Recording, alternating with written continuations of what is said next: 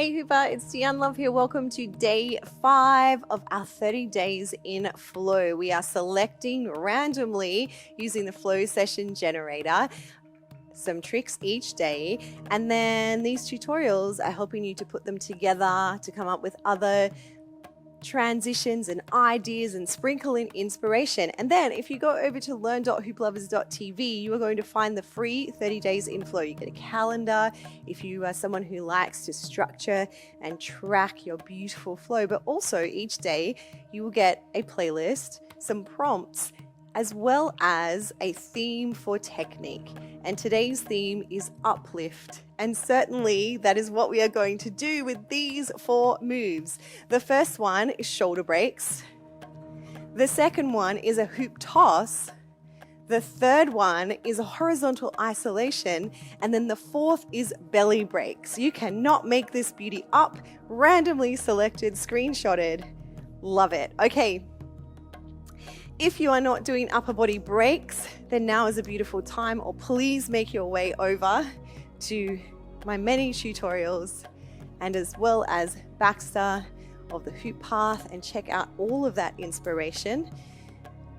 If you are not doing the upper body breaks, then you might like to play with some circles in both directions, circling with your hoop, simply playing and bringing in some awareness, some intelligence to this upper body. But if you are doing upper body breaks, this is a lovely time to bring in this beautiful ritual and practice, perhaps just finding a rhythmic breath, feeling it in your toes, your hips, your knees, your belly, and your heart. You may have many, many variations for these upper body breaks, so please allow yourself the time to play with them. Now, the next trick that was randomly selected was a hoop toss. How on earth are we going to transition from this super cool move to letting the hoop go, especially if we're practicing inside? For today, let's go with a 2-handed horizontal toss. So what we're going to do is the next time the hoop is in your non-dominant hand, you're going to take your dominant hand to grab the hoop on either side, and then we're going to toss and if you can only do it a little way, that's so fine. This is a really safe, hopefully, and easy toss. So you can just let go a little and catch. So what you want to do is have your elbows bent and then spring your fingers towards the sky. Hopefully both arms go at the same time. Let go and catch. Now, if you bring your arms in too close, you might be catching at the front. It can feel a little bit scary if you're not used to doing the hoop tosses, but if you can, let go. When your hoop comes close to your hands, you want to push out a little bit, and you got this. You so got this. Now, perfectly aligned, our next move is actually a horizontal isolation. And so to do that, an isolation is when we are keeping the hoop in its circular motion. But from a bird's eye view, a horizontal isolation would look like this.